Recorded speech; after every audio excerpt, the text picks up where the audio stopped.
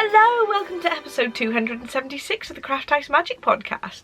My name's Ellie and I'm coming to you from Norwich in Norfolk in the UK, and I'm here to share all the things that I've been making in the last couple of weeks. Last week I did a few videos actually. I did a little vlog of the Festival of Quilts, mainly focusing on the actual quilt displays because they were amazing. So if you get a chance to have a little look at that video. I did a separate video of my confessions, all the things that I purchased from the Festival of Quilts, and I also popped over to Ikea and had a look at the craft related things that they've got in there at the moment.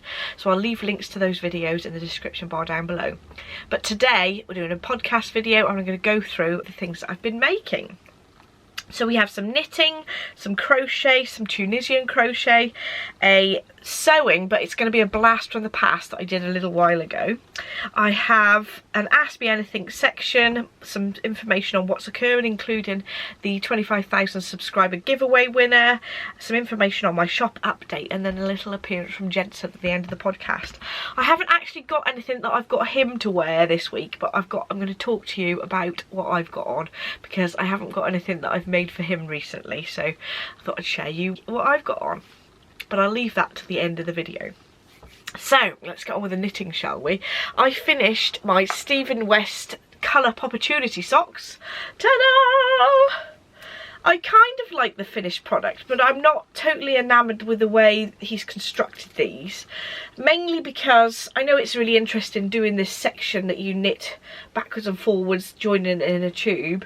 It looks really nice and it was fun to make, but I don't think it fits as well across here.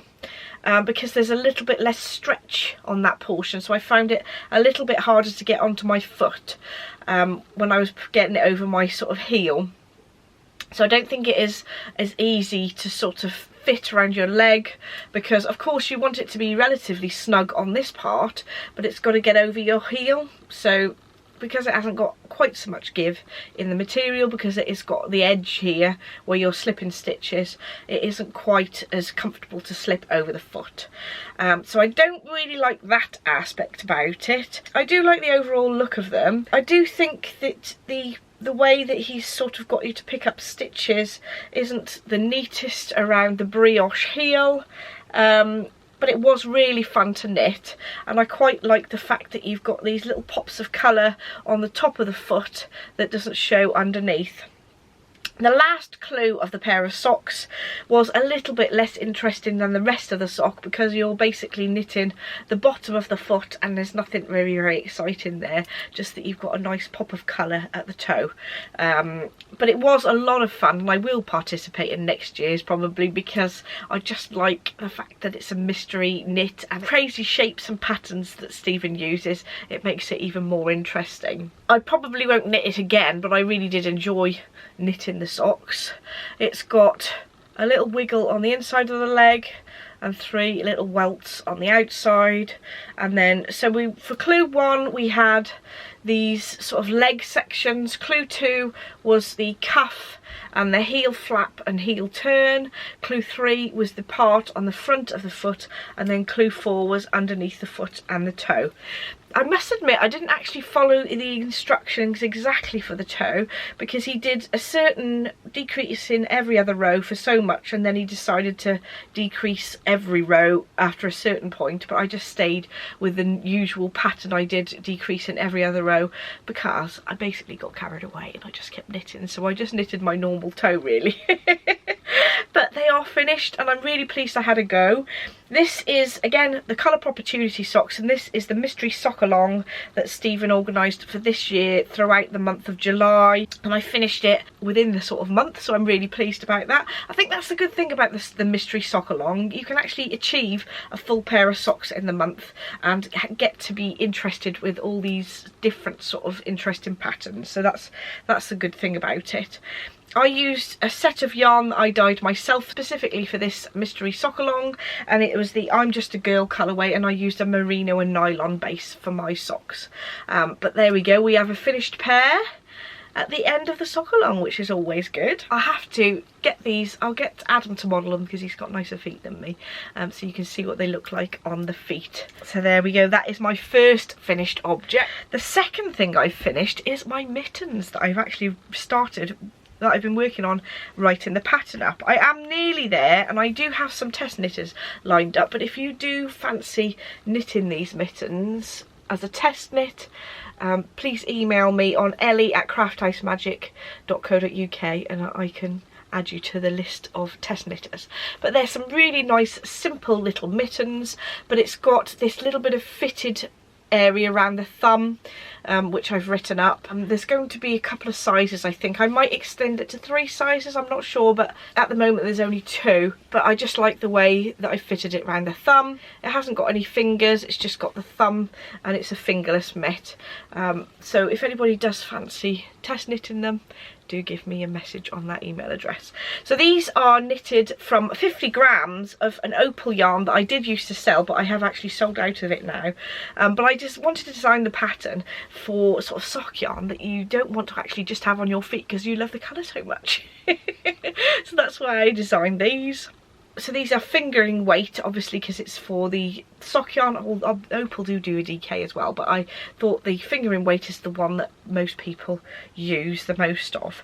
So they have some cable detail on the front, and they're just nice and plain on the back, and they look a bit funny when they're not on your hand, but when they are actually on your hand, they look really nice around the thumb gusset, I thought. So there we go, that is my mittens. I haven't actually decided on the name yet, and I had a few lovely suggestions from the last podcast episode, so thank you for that, but I will be picking a title and give that to Test Knit. So that is all the actual knitting that I've been doing. I have had a little bit of time on my crochet, and I've been working on the squares for my Ariana cardigan. This is a cardigan pattern which is mostly crochet with some knitting sort of cuffs on it, and that's by Cristoffers. And I'm just using my leftover pinks and purple yarns, and I've done now 20 full ones, and I've actually got another 5 on the go, which are sort of on the way. So what I am doing is I'm doing 5 little centres and then adding each layer of the square to each of those 5, so that I feel like it doesn't feel like I'm wasting time changing yarn all the time working on the one square, but I also feel like I'm sort of not doing a massive amount at once. So 5 I've been finding is a really good number. So I have a stack of them, some of which I have sewn the ends in for, but there are quite a lot that I need to sew in, and I am sewing them and not just crocheting over the edge, because with a granny square, obviously when you've got gaps between those areas that you're crocheting, there's bits where the thread isn't going to be covered. So what I'm doing is crocheting over with the 3 stitches next to it, and then I just let it hang free and I'll sew that end in, which means there's quite a lot of ends because you have 2 ends for every row really, but I think it's worth it, and I'm using up scraps of leftover yarn, so that's absolutely brilliant. So I am plodding away slowly at that project. I haven't got an awful lot done, but I'm hoping to have a bit more time this week. Last week, of course, we were away for the Festival of Quilts, and I was at my parents', and I did actually end up knitting 2 toes and casting on Mum a new sock, so I do have some more socks on the needles. In terms of crochet, I have started my Tunisian crochet shawl, which is very pitiful really. So it's taken me ages to do this much because I've never done Tunisian crochet before, but I have been following the tutorials that are linked in the Dragon Hill Studio website, which are very, very helpful. There are some quite nice detailed instructions in the pattern that I've read so far, but I think those tutorials online really help me. I like things to be sort of visual, so I'd rather go and watch somebody do it. So I'm doing okay. It feels like it's a little bit fiddly at the moment because I'm not used to doing it, but I think what I'll probably do is Tunisian crochet up like a section of it and then pull it out and start again so that I become neater, because I feel like that this is a bit of a mess at the moment. I'm not really enjoying the way it looks. I feel like I'm untidy at the moment, but I think with everything you just need a little bit of practice, so I'm going to go ahead with that a little bit more. So I'm using a Chow Tunisian crochet hook, which has got a cable, which is cool, rather than just the straight Tunisian crochet needles. It came, well, I actually purchased those separately, but it was from a stall at the East Anglia Yarn Festival, and Sharon helped me pick out the needles, the right needle that I needed. But the kit came with the pattern, some beautiful self-striping yarn to do sort of the edge section, and some grey for the main section. And you can see that those colours come out like this. I will pop a better picture up here so you can see the actual shawl pattern in full. But I'm getting on with that okay. I do feel as if it's anything new, it just takes you a little bit of a time to get your head around it and feel comfortable with it, so I don't have to keep checking the pattern all the time because I'm paranoid that I'm doing it wrong. I've never tried Tunisian crochet before, and it is a little bit fiddlier than I thought it would be, because there's certain sort of things that you do that you wouldn't come across in knitting or crochet, so it's something that I just have to take the time to learn. I do quite like this bamboo hook. That's the Chowgu one that I got from Sharon from Dragon Hill Studio, and I will let you know how I get on and tell you whether I've actually ripped it back a few times. So that one is sort of work in progress. I'm sorry I haven't got an awful lot done. It's just that because I've been travelling, I haven't got an awful lot of crafty things done since the last video, I'm afraid. But I wanted to show you that I had started. What I will do, once I've got the hang of it a little bit more, I'll video myself doing a little bit of it, so just to illustrate how Tunisian works a little bit. But I will leave the website link to the Dragon Hill Studio list of tutorials, so if you are starting off, there's all separate tutorials for all the different stitches and how to start and everything. So that is my crochet section, which is a bit of a cheat because it's got Tunisian crochet in as well. But now onto my sewing section. Now I'm cheating a little bit because I'm doing something that is a blast from the past, because I wanted to have something sewy to show you, because I'm so inspired by seeing all the lovely quilts at the Festival of Quilts last week. I wanted to sort of bring out something that might inspire you to start a little project, and they are cathedral window pincushions that I've put together. So these are made by using the standard cathedral window that you'd use to do a quilt with, and then folding them up to make a little pincushion. So this is made with 1 block, and this one is made with 4 altogether, which is absolutely gorgeous. I am very tempted to make a whole quilt out of this pattern because it is so lovely. I'm thinking about doing maybe a little tutorial that you can make a pincushion or put the blocks together to make a quilt in. Actually, if that would be useful to some of you, let me know in the comments down below and see if you'd like to see that. But I love this one especially because it's got Liberty fabrics in. And this one's just got some polyester filling in, but I did put crushed nuts in this one. It's supposed to keep your pins nice and sharp. So there we go. This is my 2 cathedral window little pincushions. Definitely need to make a quilt with this pattern because it's beautiful. You're basically folding the fabric to create, you can probably see better with this one actually, you're folding the fabric to create these sort of pockets, and then you can place a different piece of fabric in the window and then fold the fabric over. But of course, if people want it, I can make a little tutorial to show you how to do that properly. But that is my sewing for today. The next section is Ask Me Anything. And I have a question from Wendy. Now Wendy was asking about which needles and cable lengths to use when you're doing a sweater or jumper. Now if you're doing a sweater that's top down, I think that's the type you were talking about, because you've obviously got quite a narrow amount of stitches to cast on the neck, and then you increase over the body, and then when you split for the sleeves you might have a different length as well. So generally I tend to use like a 16-inch cable length around the neck, then I transfer to sort of a 22 inch cable for around the yoke edge, and then I sometimes have to, if when I'm coming to the arms, I sometimes will go to a bigger size depending on how thick the yarn is, because sometimes you can just bunch the stitches up. Sometimes I'll go to like an 80 centimetre or 32-inch cable for before you're splitting, and then for the body I might use a 22 inch or a 32 inch, depending on how thick the yarn is and how I'm coping with the stitches on there. So normally with a lot of the independent designer patterns these days, it tells you what cable lengths to use, which is absolutely brilliant. But you then get your own feel for the actual needles that you like to use. Alternatively, if you don't want to just use the whole cable and just keep knitting, you could do magic loop method, in which case you could start off with a really long cable around the neck and then carry on with the same needle size, and you can just release it out of the magic loop method if you get to the point where you're at the body or at the shoulders, when you've got enough stitches to fill the entire circumference of that actual cable. But it's just playing with it. I tend to use interchangeable needles, so I use the actual same tips and I just change the cables as I go, and you can get connectors where you can join two of the cables together so that you can just slip the stitches from one cable to another, which is very, very handy. I will leave links to the connectors in the description bar down below, and my needles that I sell on my shop, I sell Hiyahiya, but you can do the same with any sort of needle set, or you could choose the fixed type of needles as well. But I think most of the actual interchangeable needle sets come with connectors no matter what manufacturer you get them from. So hopefully that helps, Mandy. Hopefully that'll help you choose your needles whenever you're going to be knitting a garment.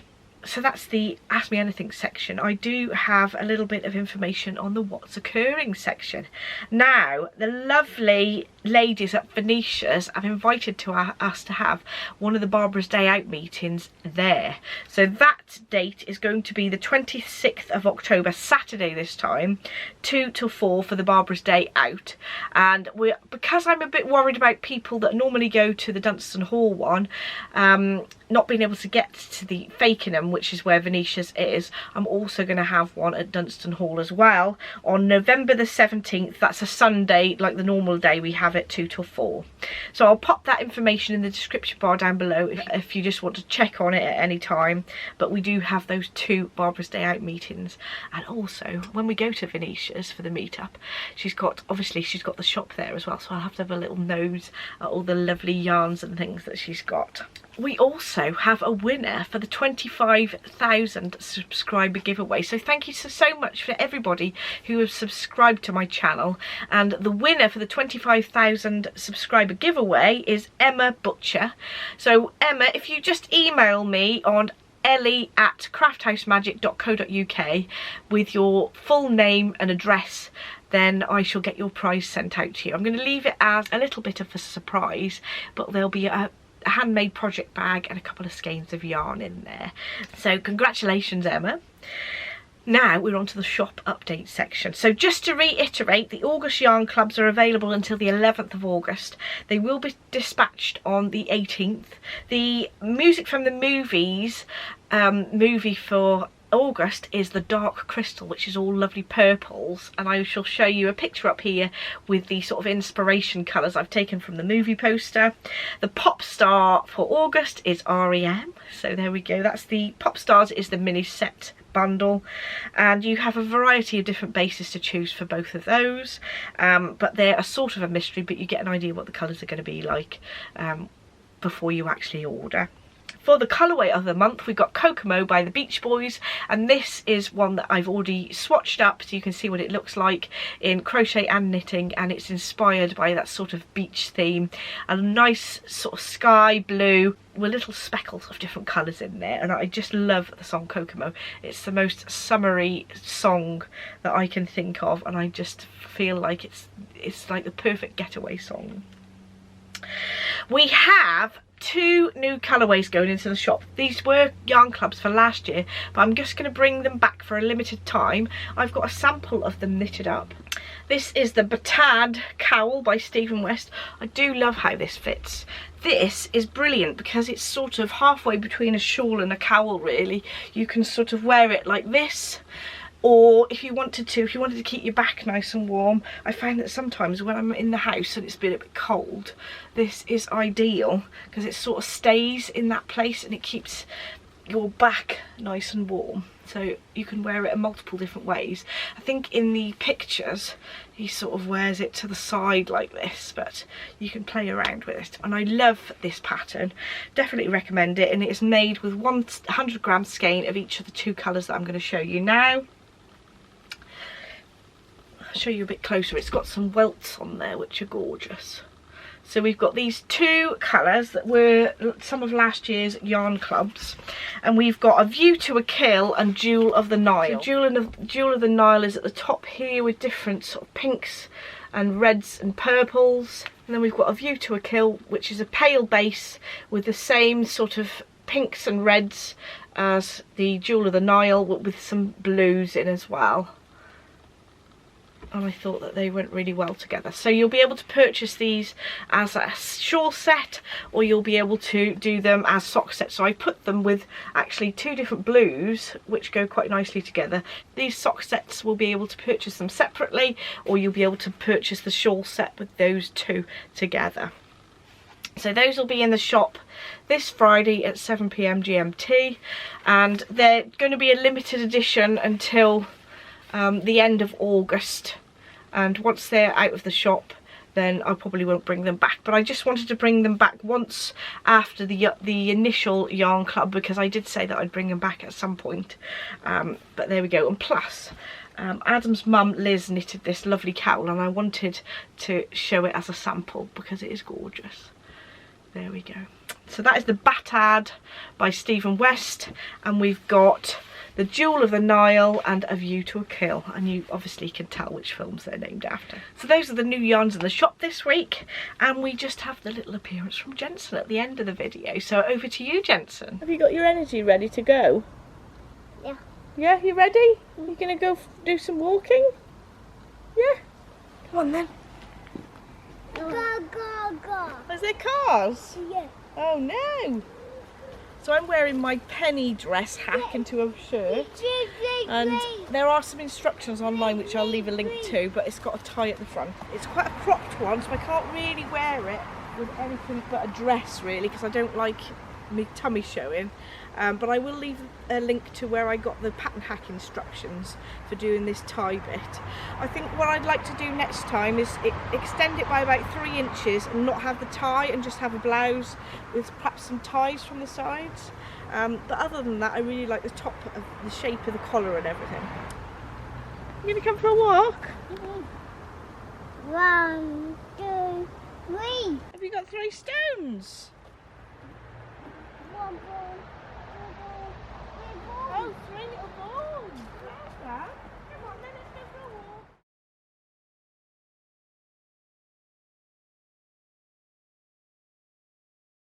Bye-bye.